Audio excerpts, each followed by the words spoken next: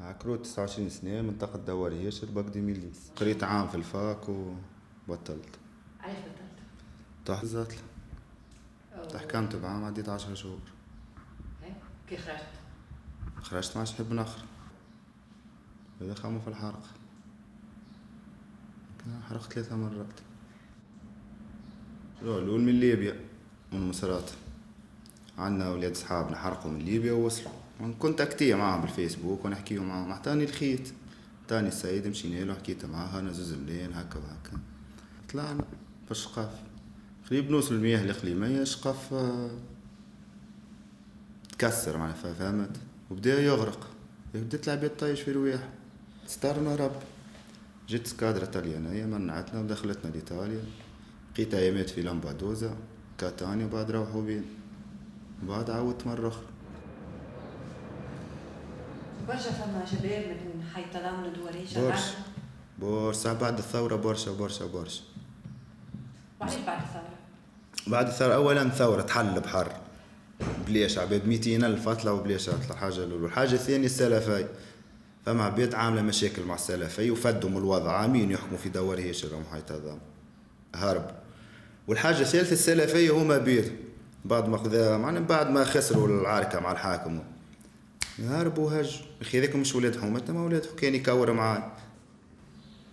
تشديد في مشاكل متاع حومة، تشديد في بحورات، تشديد في حركة، تشديد في استادير مانيش حاسب. اما اول توقيف توقفت نتفكر 2008 2009 مظاهرات وقت على غزة على فلسطين. توقفت فيها جماعتي وانا نقرا تلميذ. احنا بطبيعتنا الحومة نعيطولها ليريا. تعرف معناها ليريا؟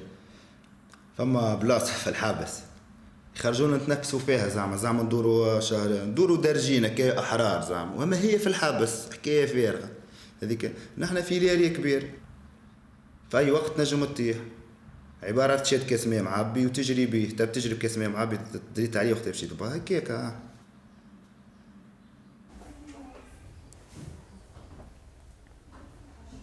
فرحان بالخير. جي 18 بطلت نصيف في رفض القاء. الفوتو هذه في الجوز الأولمبيك بعد ما عملت ميداي دور. كي الفرحة كما نقولوا. هذه في الجو ميديترانيا في تاراغونا. عملت زادة بريمير بلاس 116 كيلوغرام هيك. هذه ميداليات في البطولة العربية اللي صارت في مصر، خذيت 12 ميدالية ذهبية. هذه في المطار مع أمي وقت اللي أنا مسافرة باش نلعب. مسيرتي الرياضية أنا دخلت 2011 الجمعية الرياضية بحي تضامن. دخلت ليكيب ناسيونال 2014. الحمد لله يا ربي من الكومبيتيسيون هذيكم والشهرة اللي صارت لي والكل بدلت لي برشا حاجات في حياتي. أول حاجة يعني دارنا أمي كيفاش كانت واقفة مع الإنسانة الوحيدة اللي وقفت معايا. قلها يا أمي راني نحب السبادري الذاكرة وما عنديش السبادري كيما العباد. تمشي كانت تخدم قبل معينة منزلية نحكي لك قبل هذا. تمشي تدبر تخدم والكل باش أنا تشري لي الحاجة نحب عليها قدام أصحابي وقدام لي زونترونور. نبدا أنا عرفت فرحانة والكل باعتبارها أمي ولا هي بيا والكل. كي انا عملت هذا الكل الحمد لله امي تو ما تخدمش مرات حتى على الخدمه. قبل ما نلعب في 2018 اللي عملتهم هذاكم الكل كانوا يقولوا حيتظام تخرج الجرام والكل وبراكاجات وسرقه. بعد ما انا عملت الجوز اولمبيك وتشهرت وبنت حيتظام حتى كي نمشي في الشارع هاي بنت حيتظام والكل تو يقولوا هاي حيتظام صارت حيتظام تخرج في الابطال. تبدلت العقليه وتبدلت المونتاليتي. اسمي ياسين 20 سنة من حي تضامن. نقرا باك ومخذيتوش تعرفش نعمل فورماسيون ميكرو انفو. امي وبابا ما يخدموش والحمد لله انا عايشين. عمري 14 سنة نمشي انا وبابا ديما للجامع. في الفترة ذيك حبيت نقرب اكثر للدين شوي. نلقى عباد معناها جدد اول مرة نراهم في حياتي في الجامعة ويفهموا برشا في الدين. دخلت معاهم وفيهم ولاد حومتي نعرفهم معناها. دخلت معاهم نحكي معاهم قربوني أكثر للدين. فسروا لي برشا حكايات ما كنتش نعرفها ونغزرهم مش يعملوا مثلا في رمضان عباد تعاون في اللي ما عندهمش. عباد معاقين ما عندهمش كالكرسي تاع المعاقين يهزولهم معناها ديما يعاونوا في العباد.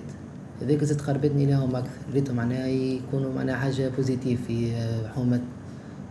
قربت ياسر، عرفتهم معناها، عملت برشا صحاب منهم كانوا محليهم معايا وساعدوني ياسر في المدة ذيك الوقت. هاي وليت إنسان آخر بالرسمي، ليت ديما كل يوم معناها نظيف، يلزمني ريحتي بها تبدا باهية، ديما لبستي نظيفة جديدة، نلبس قميص نمشي للجامعة في وقته، وديما حاضر. برشا حاجات هي معناها اللي بعدتني عليها. أول حاجة اللي أنا معناها الوحيد في الدار، معناها هما من المستقبل تاع الدار، أنا مش نصرف عليهم نهار آخر وبرشا حكايات. فيني حاجة معناها كي نشوف أنا عباد تقتل في مسلم يقتل في مسلم، معناها ما حبيتهاش أنا، ذيك حاجة ذيك ما عجبتنيش. صاحبي الأول كان عمره وقتها 23 سنة، مشي لسوريا وسمعنا عام 2016 سمعت به مات 2017 وقت. صاحبي الثاني عمره 18 سنة، مشي مع صاحبي الأول وقتها 2016 هكاكا والتولا مات. وعندي صاحبي الأخراني زكي مات 2017، مات في ليبيا وقتها، الغارة اللي عملتها أمريكا وقتها في ليبيا. وقتها صحابي هذاكم وقتها بالرسمي بكيت عليهم وغاضوني كيف ماتوا كاكا معناها. هما في بينهم ماتوا شهداء وربي يعلم وقتها كيفاش ماتوا.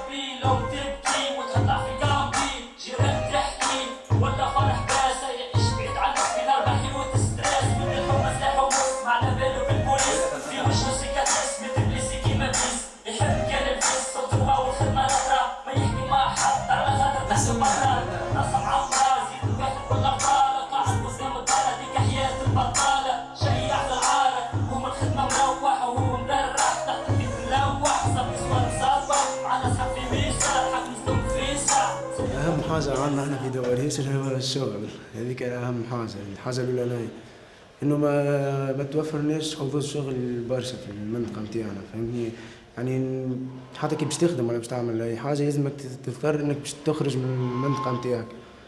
أهم حاجة نشوفها اللي هي سبب في كل شيء هي الوصمة اللي لصقت في يعاني منها الشباب دوارهيش، هي كانت سبب في الإقصاء والتهميش نتاعو.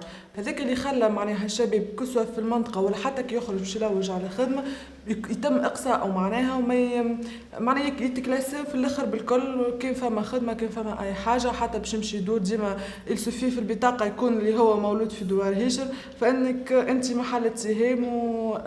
معناها هذه المشكلة اللي يعانيوا منها. فما مشكل آخر في دوارهيش يعاني منه الشباب، هي مشكلة النقل.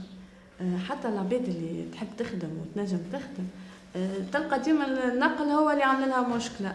أنا كنت قبل نخدم في أريانا نقف في الترمينيس وعنا كار واحدة، احنا 56 تهبط الباب الخضراء نقف، تبقى يا إما تلقى اكتظاظ اللي نجم يدز يطلع، اللي ما نجمش يدز يبقى تالي يستنى الكار اللي بعدها، ونفس الحكايه يعني تقعد بساعتين ثلاثه ما تهزش من العباد اللي موجوده واقفين غاديكا. فهمت؟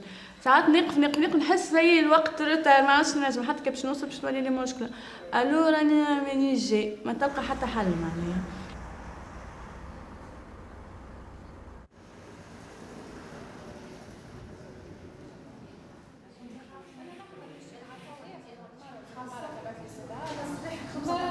ديما ونعملوا في حصص اعلام فرديه وجماعيه في مكتب التشغيل العام المستقل لتحفيز الشباب المنطقه باش يحضروا الحصص الاعلاميه وباش ينضويوا تحت منظمه ولا جمعيه باش ينخرطوا ويقوموا الصباح وينشطوا ما يقعدوش قاعدين معناها باش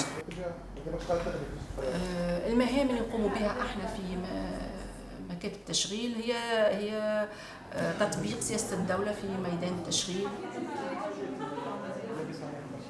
تقول لي بطال علاش؟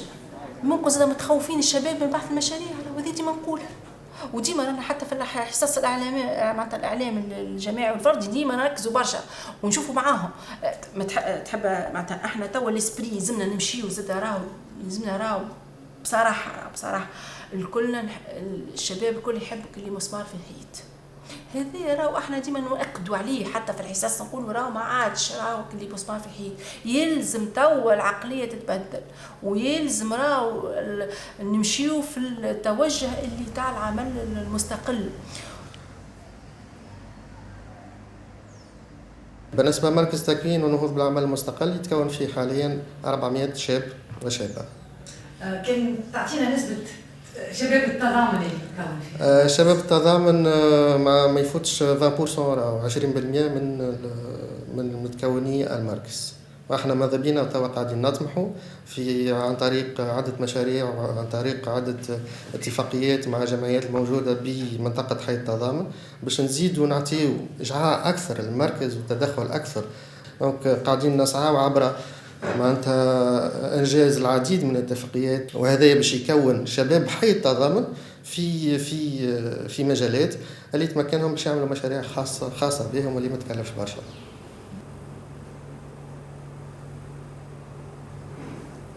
فما توا مشاريع قاعدة تمشي على السلم الوطني، فهمتي ولا لا؟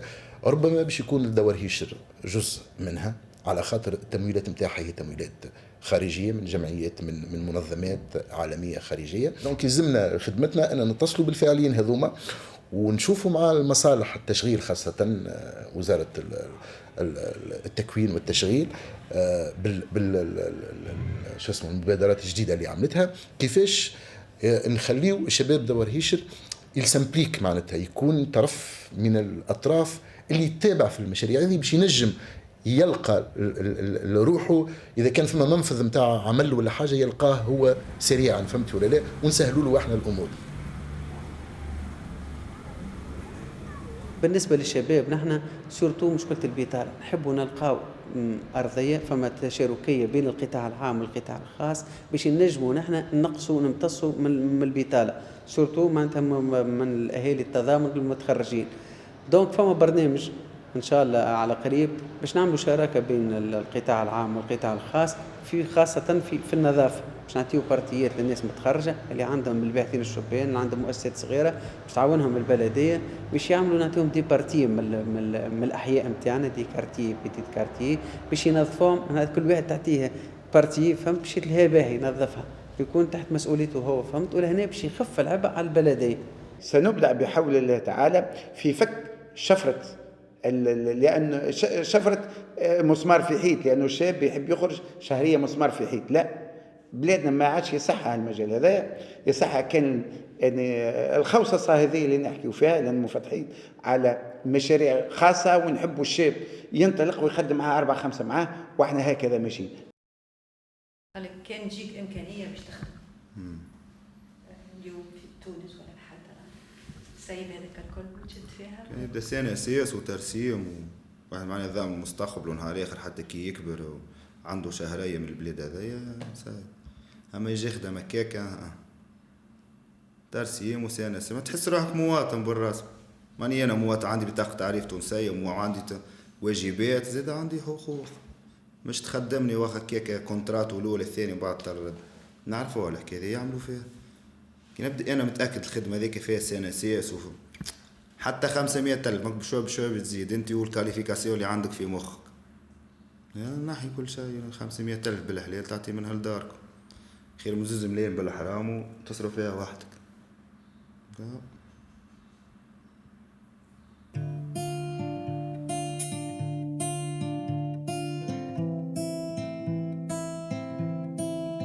وقلبي نداوي باللي على القلوب السار العالي، بدموعك خوانت في الشر ناوي، تعيب النسيان ما يدوم زمان شاوي. ضاعت تحياتك كتبة ظلم لي هزك للعتمة، ومظلوم بالصوت الكتمة بلادي ومش لاقي عتبة. دخلت في الحلة مشات زيزي بيك، ما لقيت الحل مشى بين ايديك، والشكوى مذلة للعالي شكيت، ونشوف الحلة ما تقول نسيت، خرجوا عالملة كي الدم يسيل، يديروا فلاكن قالوا قيل، ولا مش لنا اللعب عنده حبيب، قلوب ما تتهان عادي تقول وتخيب.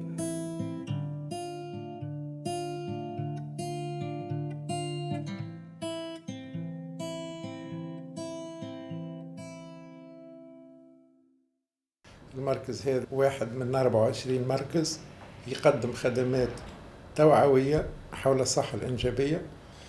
المركز هذا خدماته مجانية تماما. يأمون كل يوم من دوار هيشر والتضامن قرابة 120 وراء، وعموما عدد الشباب قاعد يتناقص، كانوا يأمون 10-15 شاب، تو ولينا يأمون 3-4 شباب فقط. الاستراتيجية المتوجهة للشباب في مجال الصحة معنا فضاءات صديقة للشباب والتوعية متاعهم السلوكات المحفوفة بمخاطر وتحضيرهم من الحياة الزوجية، والدنيا قاعدة تمشي بطبيعتها.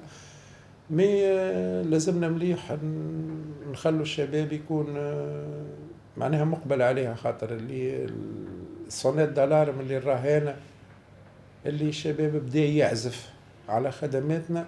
شفنا نحن مع شوية شباب الأسباب ومشينا وين يتجمهروا الشباب حتى في القهاوي وفي بلايس غير مؤثرة، لا دور شباب لا شيء، في بلايس مسيبة هك.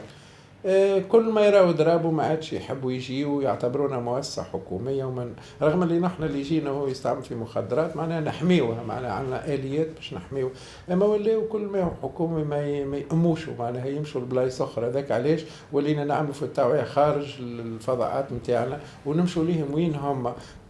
قالت معناها نحبوا على حوايج أخرى، الأمور الصحية والتوعوية مش من اهتماماتنا، أعطونا خدمة وأعطونا معناها فضاءات ترفيهية وأعطونا ملاعب، وعندهم الحق في هذا، وأعطونا ملاعب ونحوا لنا الوسخ من هنا وخلونا نحبوا دوار هيشر والتضامن، وتو نجوكم ما يقلقناش، تو نجوكم معناها. وكلامهم معناها كان عنده صدى معناها صحيح، أنبنا ياسر، ومنا إن شاء الله قاعدين نقنعوا في الناس كلها بما فيهم السلطات الجهوية باش نحسنوا الجهة أكثر. بخص الموضوع هذا بالحق تفصلت، لان عندي 22 سنه نسكن في دوار هيشر، ما عنديش حكايه جمعتين من عرفت اللي فما في الصحه الانجابيه قسم خاص بالشباب، ما كنتش نعرفها جمله معناها في بالي جوست يعدي ويمشي وغاديك عنده مشكله مثلا باش ياخذ دواء معناها باش يعدي وكا، ما كانش في بالي جمله بالحكايه. ما عرفتش اسكو تقصير مني انا اللي انا ما عرفتش منهم هما. أنا نتصور معناها المشكلة معناها هو صحيح معناها باهي ويوفر الخدمات الكل، أما معناها مشكلة الموقع متاعو جاي قدام قهوة، معناها القهوة معناها كلها كان رجال، معناها كان باش تدخل الطفلة مثلا ولا حكاية، ومعناها نرجعوا على العقلية اللي عندنا هذه جاية شنو عاملة ولا صبوا عليها وعلى جاي لهنا ويقعد الأسئلة عادي معناها ما في الوقت هذا أي حاجة معناها كنت نجم تتصور أي حاجة معناها يلفقوا عليك تهمة، هذه نتصورها المشكلة مشكلة الموقع نتاعو. فما حاجة أخرى، هي المنطقة بريسك مهمشة ومعروفة أنه فيها الإدمان والمخدرات ما تنقصها مركز لعلاج المدمنين. يا أخي أنت ما توفر لهمش مركز، حتى اللي يظهر له نهار باش يقول أنا سي بون يزي ما عادش باش نستهلك، ما ينقصش شكون باش يوريه كيفاش ويقف معاه ويعطيه المعوض ولا دواء ولا ما عرف شنو. المخدرات الكل كيف كلها تتبيع، الكوكا، الكيستات، زاتلا، سوبيتيك، ساكوانين، ارتار، الشراب هذيك عادية كلمة عبارة مش تجي دبو زمين بين البياع وبياع بياع. والعميل الاخرانيين الكوكا ذي انتشرت، ما كانتش عنا قبل في العام، وكانوا يستهلكوا فيها ولد فلان وفلان نسمعوا بها، معنا نعرفوها كوكا في الأوروب، ونما نسمعوا بها في تونس عندها عرفتها ممثلة ورئيسة فمية الشعب ولا احنا قلت الكوكا مطايشة في الحومة عاد. ماشي تقول بعد الثورة هذا كل زاد علاش؟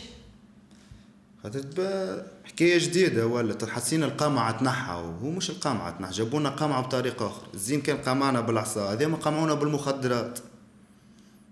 الزين قبل مثلا على 10 دي ماكسوات زات لي يشد 5، هذا ما على 10 دي ماكسوات زات لي يزيدوا 2 دي ماكسوات أخرين ويسكرونا نحن الدنيا. تاخذ الباك ما تاخوش ويسكروا لك الحرقه باش تتلزم انت تمشي تبيع لهم السلعه اللي مدخلينها هم، يا اخي مدخلها انا ولا مدخلينها ولاد حي تضامن ولا دور هيشر ولا الكباري ولا يهم، هما يدخلوا شكون باش يبيع لهم؟ نحن باش نبيعوا، شي يلزم يعملوا يسكروا علينا المنافذ الكل.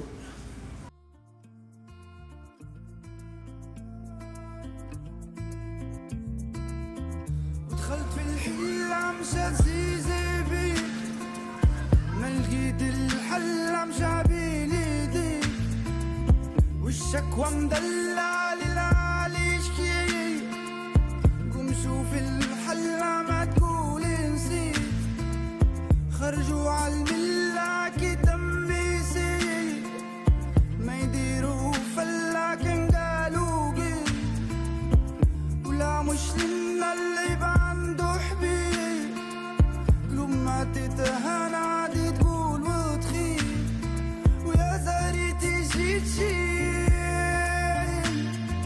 كتبت وراقك نود وما غنيت شيء، ويا زاريتي جيت شيل. بالنسبة لحي التضامن هو حي ببلي معناها برشا، وفيه دخول وخروج من المواطنين، خاطر الحي هذا الحي من الجمهورية كاملة، أنا نعتبره نموذج من تونس.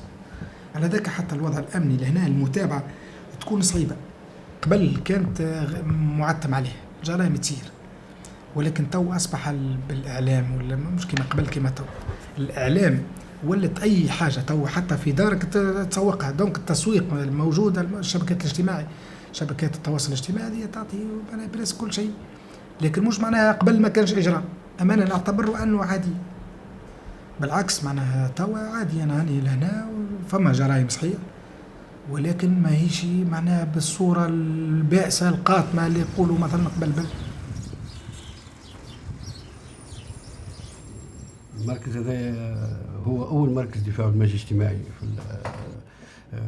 في الجمهورية التونسية. المراكز هذه تبعثت في إطار ما يتسمى بالخطة الوطنية للدفاع الاجتماعي، اللي هي ما جاتش من لا شيء في الواقع الاجتماعي متاعنا، راد دولتنا في وقت معين في المخطط الثامن بريسيزيمون، اللي كونه بدات تتفاقم شوية، ظهرت مع الميولات الانحرافية لدى الشباب والأطفال، وبطبيعة الحال كهبة الاستباق الظاهرة باش ما تتفشاش وباش ما تتفاقمش، تم التفكير وقتها عمليا على استساغة الخطة الوطنية هذه وعلى الآليات التنفيذية متاعها، اللي هي أساسا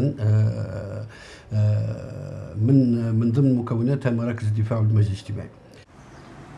ونرجع للمهام الأساسية متاع مركز الدفاع والمجلس الاجتماعي، اللي هي رصد ومعالجة الظواهر الجانب متاع البحوث والجانب متاع الدراسات الميدانية، خاطر جاء وقت احنا تغطينا بالحالة بحالة لوكا باركا، ولينا نخدموا في مجال كونه هذا يستحق علاج وهذا يستحق شغل وهذا يستحق توازن أسري، سيبري خدمات كلها اجتماعية ونفسية متعددة الاختصاص وضرورية، لكن لو بالي اللي فوق شوية اللي هو يغطي هذا باش نوصل نحكي على ظواهر ونقدم فيها أرقام، وباش نوصل نحكي على اتجاهات ونقدم فيها في مؤشرات، وباش نوصل أنا نصيغ المؤشرات اللي نقيس بها ظواهر، هذا يلزمني شوية مجال ويلزمني شوية وقت ويلزمني خاصة دعم لوجستي باش نقدم.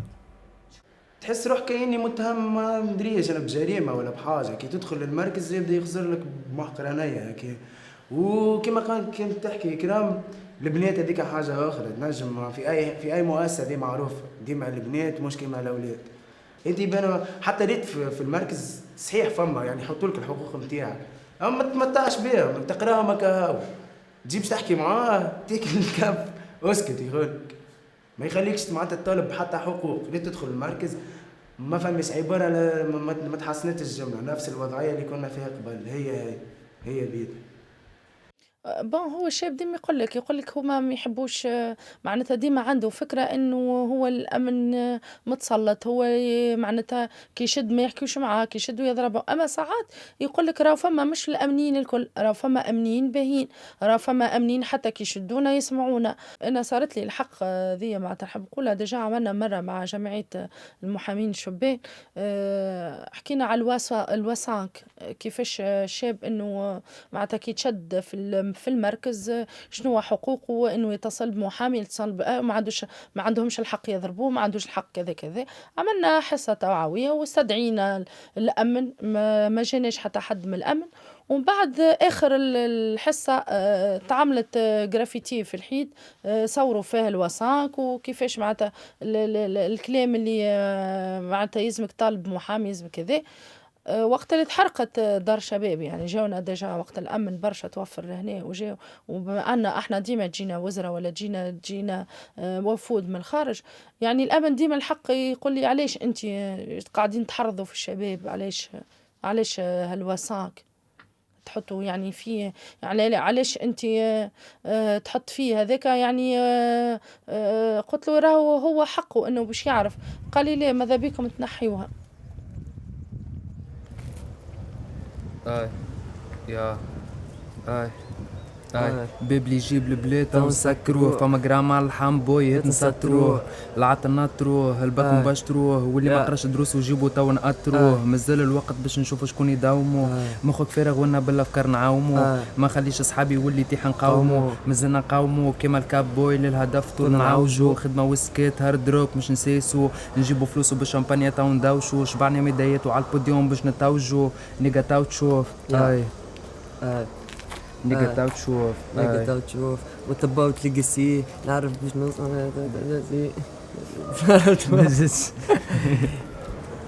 القسي، نعرف باش نوصل كوز ما خدمتش بارازيت، نعزف الحاني من العالم ياسر بعيد، بس تنفج روحي في افكاري نخزن لنهار جديد. وتباوت القسي، نعرف باش نوصل كوز ما خدمتش بارازيت، نعزف الحاني من العالم ياسر بعيد، بس تنفج روحي في افكاري نخزن لنهار جديد. وعادي الحشوه تصير حتى النشوه تطير، فمشي ما يترميش عينين بين الجسه والتحقير، غزوه حندير قلبها مذرير حتى المتسبق الخير، للعصب توتير من كثره تقلقيل الكلام، تقليل احترام قام فت كانتير سيستيم، مادام يشوفونا ارقام مش ضربين لغه وتقديم قربان تحكيم اصنام ويقاموا شفلي نرسم في الاحلام حتى ما جيتش رسام، كل فعل نتيجه والهيجه تنتج دمار، اقتحام افكار انفصام شخصيه ضحيه تعليم وترفع اقلام وتنتهي الصلاحيه، اما الدارك سايد ما السول في فراغ كل اقمار الصناعيه، كيك كلاب هيب هاب عمليه انتحاريه.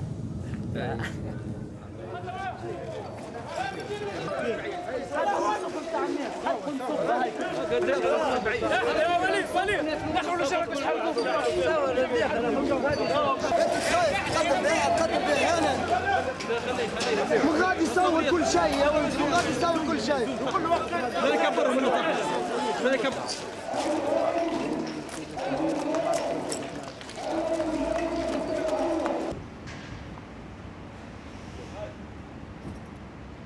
هو من بين الاشكاليات انا قلت لك هنا ديما تلقى الارهاب، تلقى حاملي الفكر هذا، ولكن من اخطر الاشياء هي الجوانب نتاع الناس اللي خرجوا ورجعوا، وهذوما ناس ولوا مأدلجين، واثنين معناها فما جانب امني خطير برشا.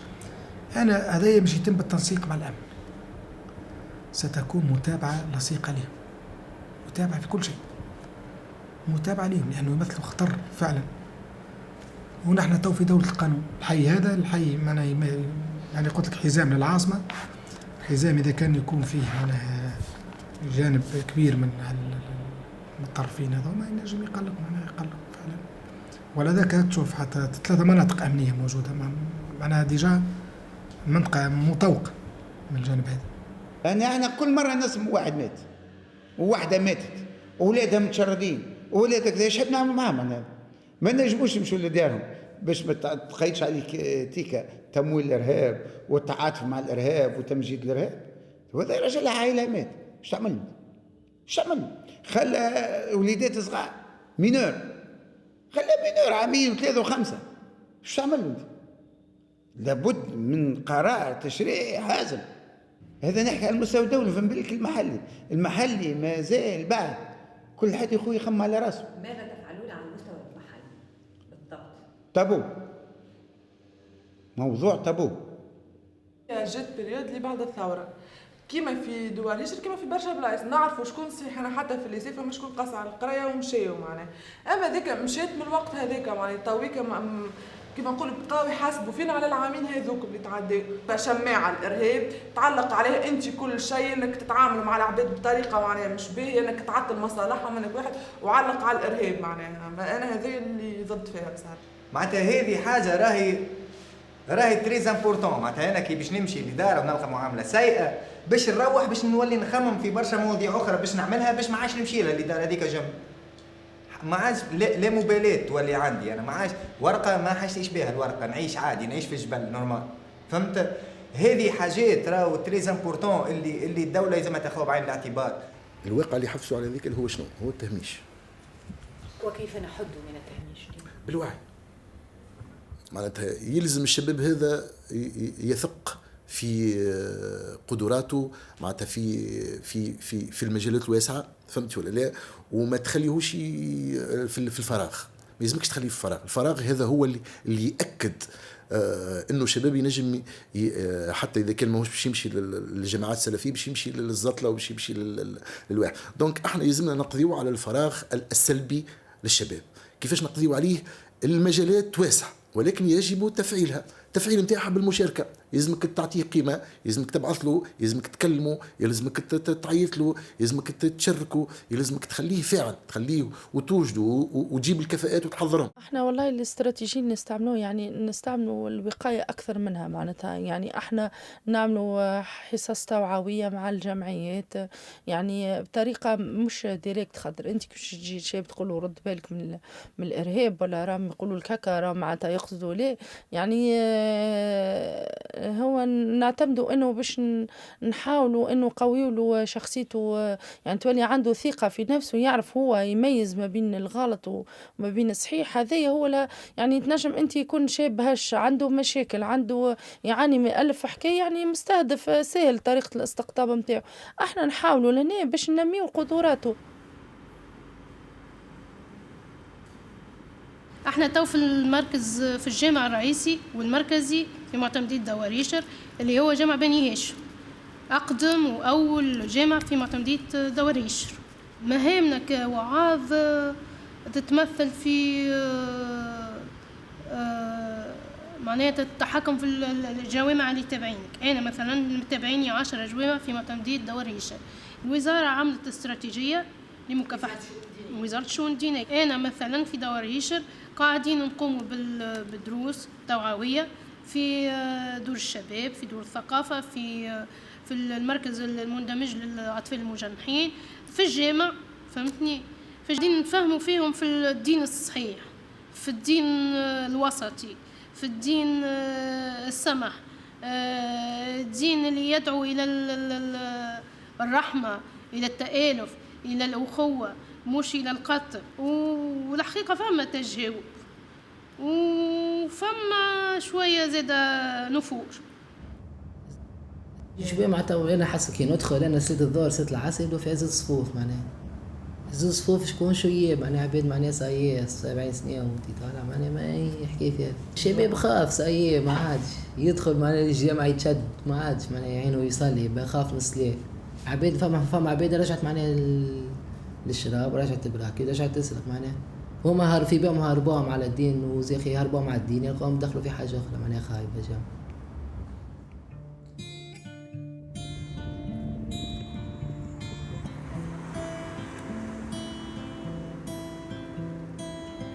دخلت في الحلة مشات زيزي بيك، لقيت الحلة مشا بين ايديك، والشكوى مذلة للعالي يشكيك، ونشوف الحلة ما تقول نسيت، خرجوا عالملة كالدم يسيل، ما يديروا فلا كان قالوا قيل، ولا مش لنا العيب عنده حبيب، قلوب ما تتهانى تقول وتخيل، يا زاري تيجي كتبت وراقك نود وما غنيت شي، يا زاري تيجي كتبت وراقك نود وما غنيت شي.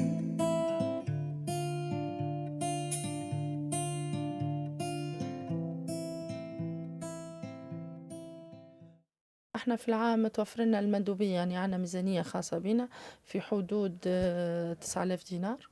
من بعد يتنحى منها مصاريف الماء والضوء والتليفون واكساء العمل وكل شيء. دونك الحقيقة ما يفضلش مونطان كبير برشا، يعني تفضل حكاية 1500 للبرامج الأنشطة اللي هي باش تقسم 1500 دينار اي باش على عام مدة عام، وانت عندك يعني 4 مناشطين. بون هي حكاية مؤسفة شوية، ما مش مشكل، لازمنا نحكيها، خاطر ساعات الشاب يحاسبك يقول لك ويني الفلوس، والا الدولة تعطي فيك في الفلوس وانت ماكش قاعدة توفر لي.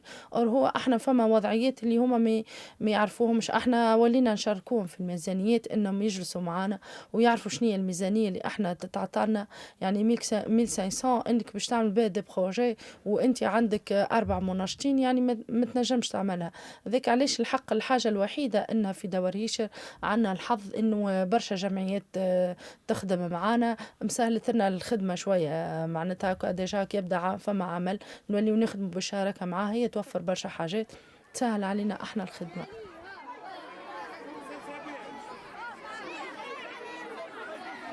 مرحبا بكم في ماراثون مدينة التضامن في دورته الأولى من تنظيم بلدية التضامن، الجامعة التونسية للرياضة الجميع وتنظيم التضامن والجمعيات الرياضية بالمنطقة. جمعية التضامن الرياضة والترفيه تأسست في جوان 2016. هي تأسست بفكرة، تأسست معناها من خلال إشكالية مطروحة في المنطقة اللي هم الصغيرات ما عندهم شكون يأثرهم اجتماعيا ورياضيا وثقافيا. في المستوى المحلي المعضلة الوحيدة هو التقسيم الجغرافي للمنطقة، ما عاش عنا فضاءات رياضية، معناها المتنفس الوحيد اللي عنا هو المنتزه هذا. حتى الملعب البلدي ما عادش تابع التضامن ولا تابع بلدية المنيهلة، مش عنا آخر. قاعة 2 مارس معناها في طور الإنجاز مشكورة، ديما نقول معناها مشكورة بلدية التضامن، قاعدة معناها تجتهد متى أنه باش تحسن الفضاءات هذية، لكن لوين؟ قاعة وحيدة في 120 ألف متساكن، ما نقولوا هذا ما نسموهوش ملعب، معناها هذا منتزه عائلي، هذا فضاء عائلي. أهم صعوبة نحن نواجهها في التضامن هي نقص الرصيد العقاري. الدنيا كلها مبنية، ما عندناش فضاءات باش نجموا نعملوا تيران تاع كورة، ما نجموش نعملوا دار شباب. نحن عندنا دار ثقافة فلوسها مرصودة، ما عندناش رصيد عقاري باش نبنيو دار ثقافة. ثاني حاجة نقص الموارد المالية ما فماش، سورتو التضامن اللي عندها منطقة صناعية، لا عندها منطقة حرفية، ما عندها حتى شيء. عندها كان حوان اللي بيتي كوميرسيون هذوما ناس قاعدة تدفع في الأداءات نتاعها ما تنجمش تغطي البلدية وإلا ناس قاعدة تدفع في الأداء البلدي نتاعها. معناتها الديفي اللي قاعدين نعملوا فيه إنه إرساء حكم محلي مستقر بالتفاهمات الموجودة رغم اختلاف المتموقعين في المجال هذا. فما أكل معناتها إدارة الواقع، معناتها مكثر معناتها النهضويين يريدوا إدارة الواقع والمحافظة على الواقع والمحافظة على سلاسة الواقع والمحافظة على الاستقرار أهم من أي شيء آخر. فهمت؟ أهم من الإصلاح، مش أهم من الإصلاح، أهم خاطر التوافقات لا يعني عدم الإصلاح. الأحزاب الأخرى ما هيش مفسدة كي إصلاح المؤسسات. لا، إصلاح المؤسسات خاطر يجب الاستقرار باش تبني الإصلاح. الإصلاح يلزموا قاعدة صلبة مستقرة لكي يبنى عليه. هذاك علاش أهم سياسة عندنا دخلنا فيها في التضامن تحقيق السلم الاجتماعي. التضامن ما ينجمش تشتغل عليه بدون هالشعار هذا. حاجات إيجابية قاعدة صايرة في دواريش، تحسن الخدمات معناتها كما الطرقات، معناتها البلدية قاعدة عاملة مجهود. بريسك الطرقات الرئيسية، خلينا نحكيو على الرئيسية خاطر في دواريش الطرقات الرئيسية كل بريسك معناتها نظيفة، زاد ولا معناها في التواصل مع المواطنين عن طريق مثلا حتى لي باج فيسبوك مع تسال يجاوبوا قاعدين مثلا الجلسات الكل قاعدين ينشروا فيها على الفيسبوك ولا يعلقوا ولا اوراق باش لو ماكسيموم من المواطنين يعرفوا معناها قاعدين يقوموا بدور باش يشاركوا المواطنين في الحياه معناها العامه والسياسيه قاعدين يتحسنوا قاعدين معناها فما خدمه قاعده تصير معناها على ارض الواقع هذه نقطه حق. بون دواريشر انا ان شاء الله نتمنى انه يكون الشباب فاعل في دواريشر ويشارك في الحياه السياسيه والاجتماعيه على خاطر هذاك هو الحل. لا نحب نخرج لبرا يعني بعد نرجع لبلادي نعمل فيها مشروع نقدم معايا ولاد حومتي. مثال عندي ولد حومتي اسمه حسين عنده في مخه في طولة ودهان نحب نحلو مثلا جراج كبير تاع طولة ودهان يخدم.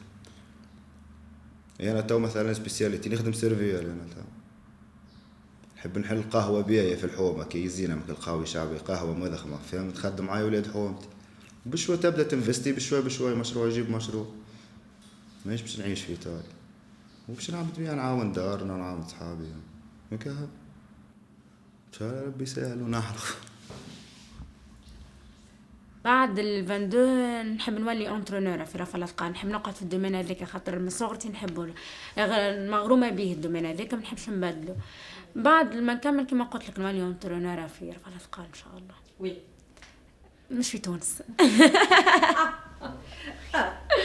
لا في تونس غير قال انا بدي نولي معناها رجل اعمال بعدي برشا فلوس باش نجم نمشي في الدنيا نمشي برشا بلايص معناها برشا بلدان معناها مشيت لهم باش نمشي لهم مثلا ندور في بواتيات حكايات معناها نعيش معناها ما عشتش في صغري نعيشوا تاهم مش بواتيات كيما في السعودية ذاكم جدود اللي عندها حسب محكوم معناها خلك مسلمين معناها بواتيات تاع مسلمين شوفوهم كيف يشربوا غازوز وخيله